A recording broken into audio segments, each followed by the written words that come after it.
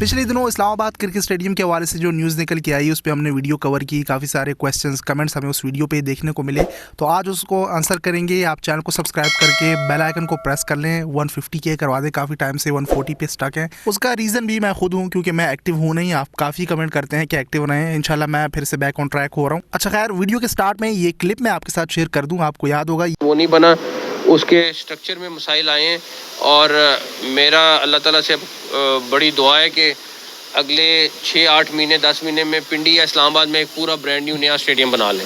हमने जगह आइडेंटिफाई की है तो उसके ऊपर कर रहे हैं जी। तो यकीनन आपको ये क्लिप याद होगा, आज से तकरीबन 14-15 महीने पहले जब चैंपियंस ट्रॉफी के लिए अपग्रेडेशन हुई थी स्टेडियम्स की, तो उस दौरान रावलपिंडी के लिए ये स्टेटमेंट शेयर की थी इन्होंने प्रेस टॉक में कि रावलपिंडी के स्टेडियम तो उसका स्ट्रक्चर ठीक नहीं है या उसकी जो बिल्डिंग है वो पुरानी हो गई है, तो उस पर अपग्रेडेशन उस तरह से पॉसिबल नहीं है। इसके बजाय पिंडी या इस्लामाबाद साइड पर अगले 8 से 10 महीनों में आपको एक beautiful stadium, state of the art stadium देखने को मिलेगा। लेकिन 8 से 10 महीने चलें ना सही, 14 से 15 ही लग गए, लेकिन एटलीस्ट अब गुड न्यूज़ निकल के आई है। अब आगे का क्या लाए अमल है उस हवाले से मैं आपको आज गाइड करना चाहता हूं, तो उसमें आपके सारे क्वेश्चंस और कमेंट्स जो हैं वो कवर हो जाएंगे। And by the way, credit goes to PCB chairman Mohsin Naqvi. ये आप कैसे भूल सकते हैं, जिस तरह से चैंपियंस ट्रॉफी के लिए उन्होंने शॉर्ट टाइम में स्टेडियम्स की अपग्रेडेशन करवाई, एंड देन इस्लामाबाद के लिए जिस तरह से उन्होंने लाए अमल तय किया और फिर ये अब फाइनल स्टेज में दाखिल हुआ। ऐसे पहले किसी भी पाकिस्तान क्रिकेट बोर्ड के चेयरमैन ने ना सोचा था ना किया है। प्रैक्टिकल चीज़ें हमें दिख रही हैं तो हम अप्रिशिएट करते हैं।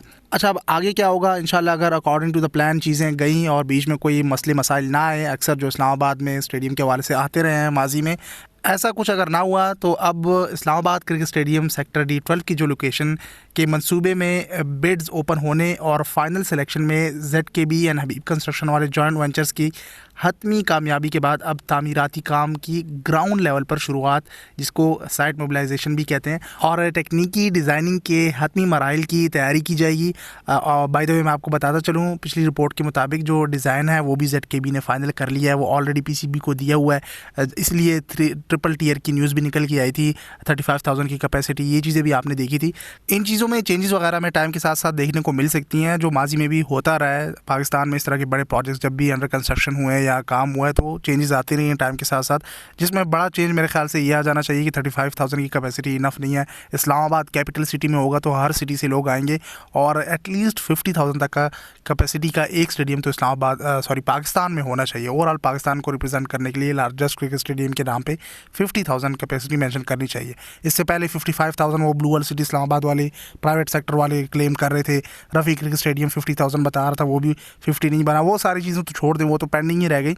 अभी तक कोई भी ज़्यादा से ज़्यादा आप कर लें 34,000, 35,000 या 30,000 का जो कदाफ़ी स्टेडियम लाहौर है और नेशनल स्टेडियम कराची है, उससे ऊपर कैपेसिटी है ही नहीं, तो एटलीस्ट ये 50,000 होनी चाहिए। अच्छा, अब चूँकि ये engineering procurement and construction EPC model के तहत इस ओवरऑल प्रोजेक्ट को दिया गया है, इसलिए ठेकेदार को डिज़ाइन को मुकम्मल तौर पर हतमी शक्ल देने के साथ साथ फ़ौरी तौर पर तामीराती मवाद और मशीनरी साइट पर मुंतकिल करना, ये सारी चीज़ें अब आगे आपको देखने को मिलेंगी जब बाकी ये सारा रिमेनिंग डॉक्यूमेंटेशन वगैरह फाइनल होता है। अच्छा, एक और चीज़ यहाँ पे नोट करते जाएँ, ये 1 साल का हदफ वैसे तो बताया हुआ है, लेकिन मुझे मुश्किल लगता है। लेट्स सी, देखते हैं।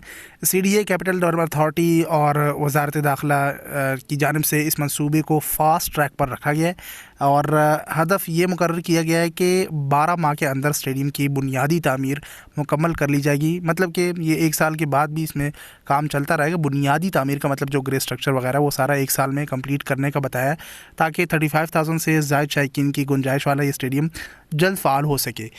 रसाई और इंफ्रास्ट्रक्चर ये इंपॉर्टेंट है।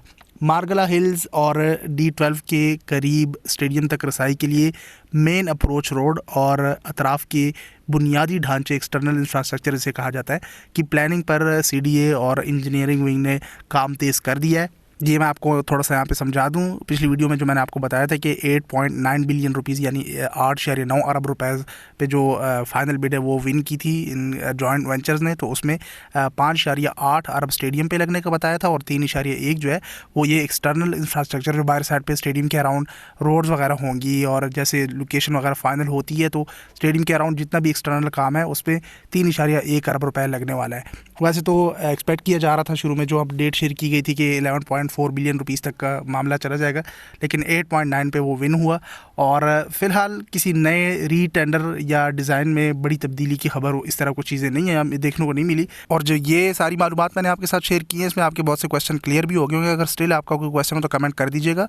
ये सारी मालूमात हमने जो पिछले अप्रैल, मई, इस तरह जून में जो भी टेंडर्स वगैरह चले 2026 में शाये होने वाले इंफ्रास्ट्रक्चर और development report CDA capital development authority के ऑफिशियल पेशरफ्त और ख़बर रसां इदारों की तज्ज़ियों की रोशनी में हमने आपके साथ शेयर की है। अच्छा, ये भी सुनते जाएं, फिर बेशक आप स्किप कर लीजिएगा वीडियो का, कि जब भी इस तरह का बड़ा प्रोजेक्ट CDA या पाकिस्तान में कोई बड़ा बुनियादी ढांचे का मंसूबा EPC इंजीनियरिंग प्रिक्योरमेंट कंस्ट्रक्शन के मॉडल के तहत दिया जाता है, तो इसका तकनीकी और कानूनी तरीक़ाकार कुछ इस तरह से होता है कि टेंडर जीतने का शर्तिया तरीक़ाकार EPC प्रोटोकॉल्स को फॉलो करते हुए जब ये दोनों वेंचर्स को 8.9 अरब रुपए का ठेका दिया गया है, तो इसमें बिड फाइनल हुई तो EPC मायदे की बुनियादी शर्त यही होती है कि ठेकेदार को कॉन्ट्रैक्ट के फ़ौरन बाद साइट मोबिलाइजेशन, यानी साइट पर भारी मशीनरी, अमला और आर्जी दफातर वगैरह जो कंटेनर्स वगैरह शिफ्ट कर देते हैं, उसकी मुंतकली शुरू करनी होती है।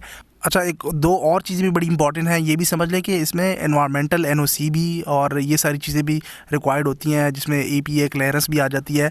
मारगला हिल्स के बिल्कुल करीब सेक्टर D12 होने की वजह से पाकिस्तान एनवायरमेंटल प्रोटेक्शन एजेंसी की तरफ से माहौलियाती क्लियरेंस और ग्रीन जोन की हिफाजत का जायज़ा वगैरह भी लिया जाएगा, ताकि तामीर के दौरान मारगला नेशनल पार्क को कोई नुकसान ना पहुँचे। वही वाली बात आ जाती है कि दरख्त कम से कम कटें, कहाँ पर बेस्ट लोकेशन होगी जिससे इन्वायरमेंटल जो एटमॉस्फेरिक इश्यूज़ हैं, जो सुप्रीम कोर्ट ने 2012 से जो चीज़ें चलती हुई आई कि इस्लामाबाद में स्टेडियम का बनना मुश्किल है, नेशनल पार्क है, ग्रीनरी है वो ख़राब होती है, ये सारी चीज़ें। और इसी के साथ साथ जो दूसरी मैं आपको बात बता रहा था कि दो इंपॉर्टेंट चीज़ें, एक तो ये हो गया, दूसरा ट्रैफिक एंड पार्किंग मैनेजमेंट, ये चीज़ भी बड़ी इंपॉर्टेंट है। इस्लामाबाद कैपिटल सिटी है, तो उसके लिए भी CDA और कैपिटल ट्रैफिक पुलिस के दरमियान एक इब्तदाई प्लान भी तैयार होगा, ताकि मैचेस के दिनों में D12 और नस्ट मारगला रोड हो गया, तो ये जो है इन रास्तों पे ट्रैफिक वगैरह जाम ना हो। और इस स्टेडियम की ज़रूरत भी इसी वजह से पड़ रही थी कि रावलपिंडी साइड पे जब मैचेस होते हैं तो इस्लामाबाद के लोग वहाँ जाते हैं, ट्विन सिटीज़ के तौर पे उस स्टेडियम को यूज़ करते हैं, तो बहुत रश वगैरह हो जाता है। लाहौर कराची एग्जांपल आपके सामने, तो पुराने स्ट्रक्चर पे बने हुए वहाँ पे अब सिटी कंजेस्टेड एरियाज़ वो आगे उतनी आबादी होगी, तो वहाँ पर मैचेस कराना किसी मतलब कि बहुत तकलीफ़ होती है लोगों को, ट्रैफिक जैम हो जाते हैं, फिर शटल सर्विसेज प्रोवाइड करती है PCB। तो ये ऐसी जगह में इन सारी चीज़ों को मद्देनज़र रखते हुए ऐसी जगह सेलेक्ट करेंगे, फाइनल करेंगे। वैसे सेक्टर D12 में काफ़ी सारी जगह हैं, आप भी बता सकते हैं कमेंट सेक्शन में। ऐसे ईरान एवेन्यू का भी हमने सुनने को मिला था सेक्टर D12 के पास जो है, तो वो अभी फाइनल हो जाएगा और ये ट्रैफिक के मामलात को भी ये देखेंगे। इसी के साथ साथ PCB भी इसमें इन्वॉल्व होगा काफ़ी हद तक, क्योंकि स्टेडियम की तामीर अगरचा CDA करवा रही है, लेकिन बैनुल-अक़वामी मेयार ICC स्टैंडर्ड को बरकरार रखने के लिए PCB की टेक्निकल टीम और जो पिच डिज़ाइनर्स हैं, क्यूरेटर्स हैं, उनकी मशावरत भी इसके लेआउट में शामिल रखी जाएगी। और इसी के साथ साथ बिजली मुतबादिल जो जितना भी इलेक्ट्रिसिटी का स्टफ़ है, उसके लिए भी सारी चीज़ें फ़ाइनल करना, नाइट मैचेस और फ्लड लाइट्स वगैरह, वो बाद की बातें हैं। इंशाल्लाह जैसे इन्फॉर्मेशन आएगी तो हम आपको अपडेट करते रहेंगे। फ़िलहाल जो शुरुआती इन्फॉर्मेशन है, मालूमात हैं आपको समझाने के लिए, वो मैंने शेयर कर दी। होपफुली अब सारी चीज़ें क्लियर हो गई होंगी। फ़िलहाल इस वीडियो के लिए इतना ही। इंशाल्लाह मिलेंगे अगली वीडियो में अगली अपडेट के साथ। सोशल मीडिया हैंडल्स पे फॉलो कर लें। तब तक के लिए टेक केयर, अल्लाह हाफ़िज़।